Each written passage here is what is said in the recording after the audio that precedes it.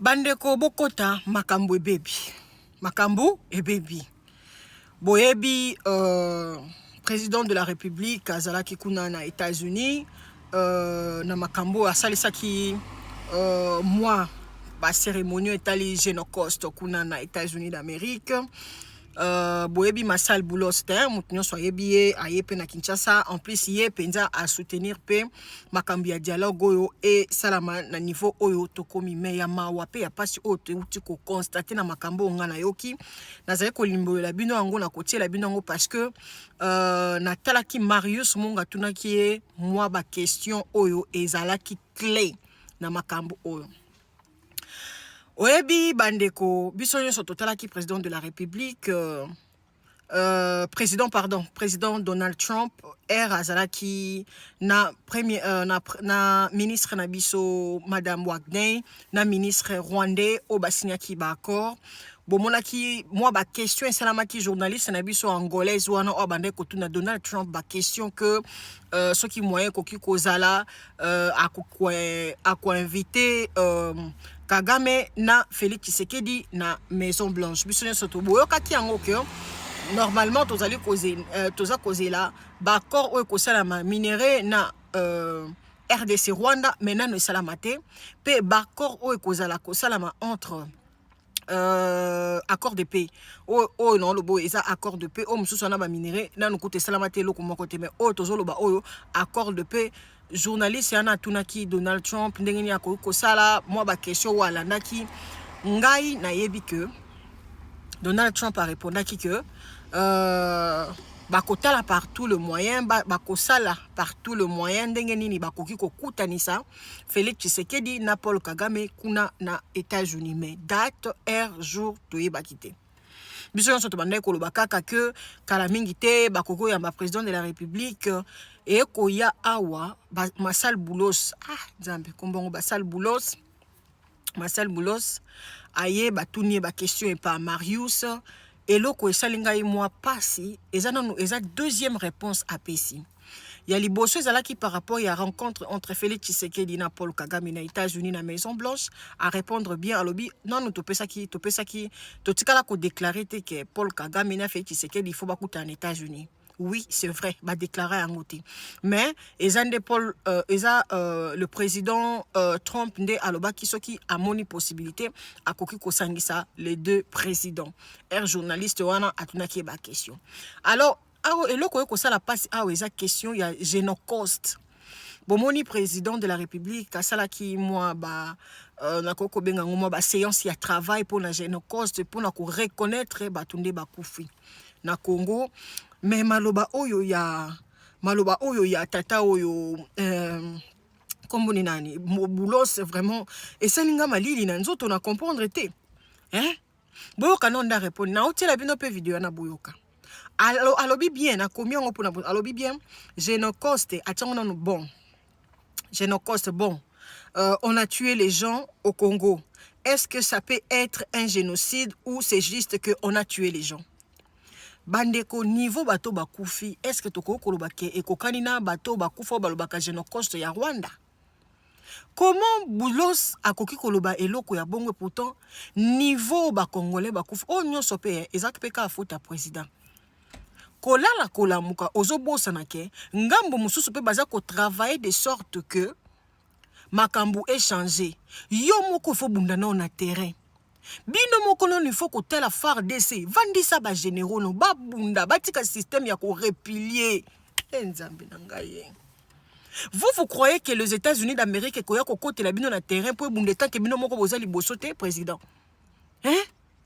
président yo moko zo mona te que soki ba soldat na biso ba bundi te même États-Unis ngombo bana yo quand États-Unis yo ko tika ba soldat ba ko kufa na États-Unis tant que bino moko kutu ba généraux no bazo trahir ofandaka na bango solaka na bango te président okoko sola na ba généraux non te ba ville kutu tozo koka lisusu ko ganga ngote mais eza passe na ba ville ezo kweya bandeko M23 za ko zwa ba ville soki ba wazalendo te banda compter ka chauffeur de ce ko les belé.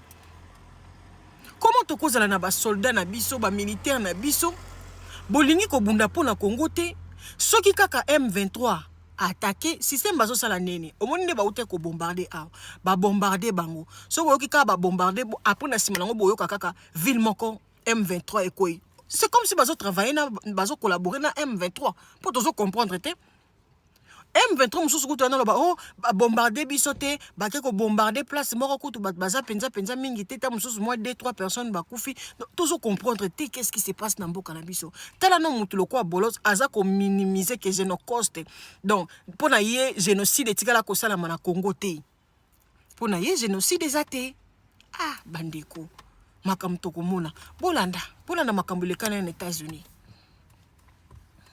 Qu'est-ce qui vous donne vraiment confiance que cette fois-ci, les négociations qui se passent, cette fois-ci sont les meilleures? Et peut-être la troisième question, il y a une rencontre qui a été prévue à Washington, qui a été annoncée entre le président rwandais et le président congolais. Qu'est-ce qui fait traîner pour pas qu'ils se rencontrent jusque-là? Concernant la visite, vous avez dit qu'il y avait eu une annonce. Nous n'avons jamais fait d'annonce concernant l'événement à la Maison-Blanche. Cependant, nous avons effectivement évoqué un éventuel événement à la Maison-Blanche et le président Trump l'a mentionné à plusieurs reprises. Nous n'avons jamais fait d'annonce concernant une date précise. Nous travaillons sur un certain nombre de questions. Comme vous le savez, c'est un conflit complexe qui dure depuis 3 décennies ou plus. Et pour revenir, je pense à votre question, oui, des millions de personnes ont perdu la vie dans ce conflit, probablement 6 ou 7 millions. Je viens de me rappeler que je n'avais pas répondu à cette partie de votre question. Donc oui, c'était je suis d'accord avec le président Tshisekedi sur ce qu'il a dit. Maintenant, s'il l'a qualifié de génocide ou si c'est une expression, c'est une question de technicité sur laquelle je ne suis pas en mesure de me prononcer pour l'instant. Mais des millions de personnes ont perdu la vie. Et cela, c'est après le génocide. Nous ne parlons pas du génocide rwandais. Donc c'est un processus complexe et nous avons mis en place, le plus important, c'est que nous avons mis en place de nombreux mécanismes entre les deux parties. Et là, je parle de la République démocratique du Congo et du Rwanda, mais aussi entre le mouvement 23 mars et la République démocratique du Congo. Ils viennent tout juste, nous avons annoncé il y a quelques semaines, ou peut-être plus, peut-être un mécanisme d'échange de prisonniers entre le M23 et le gouvernement de la RDC. En fait, ce matin même, j'ai eu le privilège de rencontrer le chef du comité international de la Croix-Rouge, car cet accord est entre le mouvement du 23 mars et le gouvernement de la République démocratique du Congo, mais il est facilité par le comité international de la Croix-Rouge. Et cela a été conclu à Doha. Donc il y a de bonnes avancées et de bons progrès qui se produisent à Doha. Nous avons donc d'abord eu la déclaration de principe. Ensuite, nous avons eu cet échange de prisonniers et nous travaillons également sur un certain nombre de mesures de renforcement de la confiance.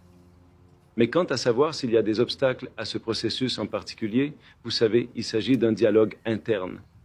C'est un conflit. Il faut s'attaquer aux causes profondes du conflit.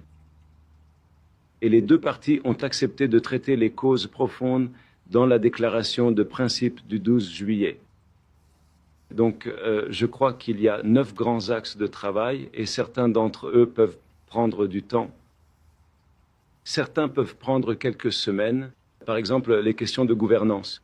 Il y a des questions de gouvernance, de décentralisation et de nombreux autres détails de cette nature, ainsi que l'intégration ou la réintégration des combattants du M23.